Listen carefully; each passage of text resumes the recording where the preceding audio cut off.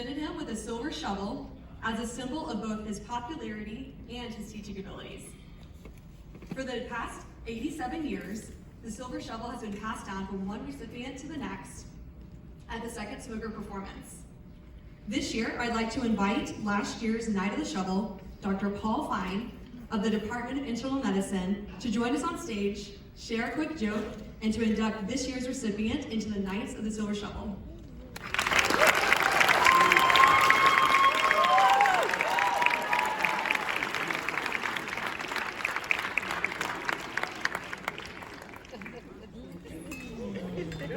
Take it away, Dr. Fine.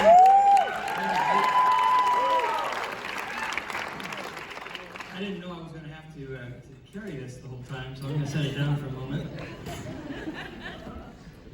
So, many of you know that we like to teach medical students the proper techniques for delivering bad news. What you may not know is that there's a secret technique that we do not teach. It's just too advanced. However, tonight, I am willing to share an example. A man lives with his brother, his mom, and their beloved cat, Fluffy. And he goes on a business trip to Europe. And a couple of days later, he calls to check in, talks to his brother, says, you know, it's looking pretty good, I think, for our landing this account. Things are going well here. How about there? And his brother says, Fluffy's dead. And the man is aghast. He says, Fluffy's dead? How can this be? And how could you tell me in so cruel a way, so abrupt? It's really heartless. And his brother says, I don't know what you want from me. It is what it is. The cat died. How should I have told you? And the man explains, you know, you've got to take me through it gradually. Give me a chance to prepare myself emotionally. For example, when you first talk to me, you might say, Fluffy's on the roof and we can't get her down. And then the next time you might say, Fluffy fell off the roof during the rescue attempt, but she's at a very reputable animal hospital and getting the very best of care. And then maybe the next time you would say, well, Fluffy had to go in for emergency surgery, and things are kind of touch and go here. And then, only then, with the next call, you would say, Fluffy passed away peacefully with Mom and me right by her side. That's how you should have told me. And his brother sighed and said, you know, you make a good point. I can see that. That would be more humane. I apologize. And a couple of weeks go by on this business trip, and the man calls in again and says, how was the funeral? And his brother says, well, it was lovely, but sad, of course. The organist played Claire de Lune. The lilies you sent were just the thing. And the man responds, I'm so glad. I wish I could have been there. But you know, I've really been concerned about Mom. How is she handling all of this? And his brother pauses and says, well, Mom is up on the roof.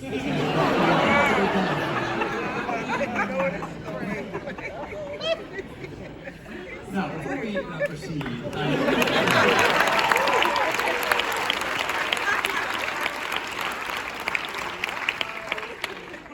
I needed to put the shovel down so I could gesture with my other hands. So before we proceed, I was given permission to do one more thing quickly. And this is because I'm quite sure I'm never going to have another opportunity to speak at the smoker.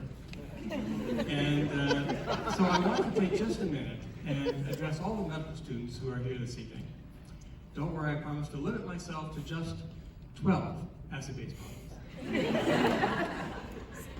You know, I love clinical medicine, but it's true that its many wonderful attributes can be accompanied by some frustrating moments. This is not a surprise, the same could be said of almost any job. But I've also had the opportunity to do a lot of teaching, and I can say, after 35 years, that for me, teaching has always been pure joy. And I think the main reason for this is that we have consistently been able to recruit such outstanding medical students, whose interest, enthusiasm, whose idealism help to keep those traits powerfully present within me. I've had the honor of working with more than 5,000 medical students.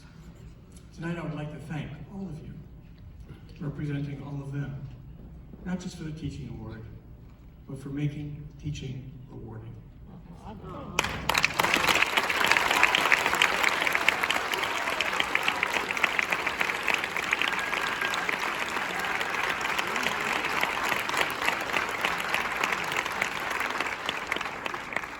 And now the main attraction. I'm going to invite up now to the stage a man who needs no introduction, so he won't get one. This year's recipient from the Department of Neurology, Doug Gelb.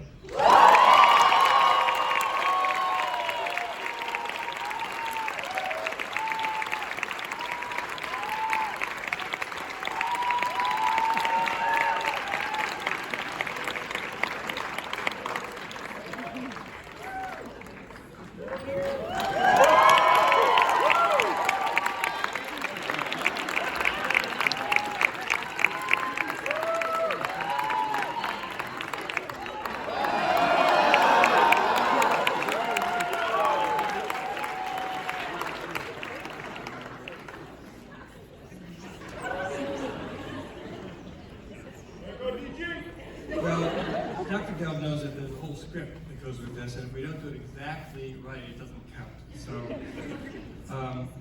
let us begin. Membership in the Knights of the Silver Shovel is a great honor. It is a reflection both of excellence in teaching and of great personal integrity. This is an honor coveted by many, but received by few. Are you prepared to rejoin the Order of the Knights of the Silver Shovel? I'll try. I give you this shovel tonight as a symbol of your brotherhood. Your name has been engraved, or soon will be engraved, on this shovel to represent your induction this year. Guard it well over the next year, when you will then initiate a new brother or sister into our illustrious order. Now kneel.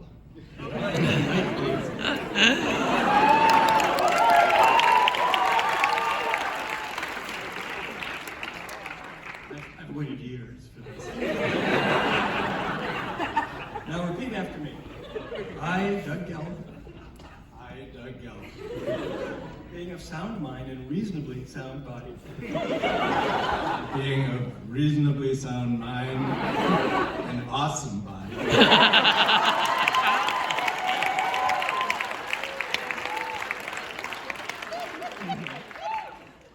do accept knighthood do accept knighthood with all due humility, civility, and above all, tranquility. all due humility, civility, and above all, tranquility. No ifs, ands, or buts. By the power vested in me as a Knight of the Shovel, I hereby dub you a Knight of the Shovel, with all the rights and privileges within, of which there are, of course, none. E pluribus unum and cabe torum, equus dropolis scoop and spreadicus. And now, we'll do this very carefully. And we'll pretend I'm hitting your head. Arise, Sir Knight, stand, and stand tall. For you, Dr. Gelb, are now in sole possession of the famous Silver Shovel.